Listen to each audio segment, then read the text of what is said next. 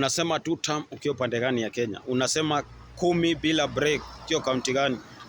Watu wetu wa ODM jana pale Bondo wamedeclare na msimamo mmoja.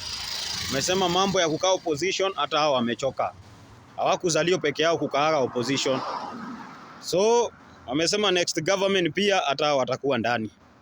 So watu ya 1 term, watu wenye wana agenda, watu wenye wana manifesto, mjipange vile mtakaa opposition. People were not born to be in the opposition forever. Opposition. Let others also taste opposition. We have been there for a long time. We have been leading them. If it is demonstrations, we know demonstrations. Wamesema pia wako ready kuwapea mawaidha ya kufanya opposition. So muende huko mawaidha. Wamechoka kukaa opposition. Watu wengine pia wanaweza jaribu.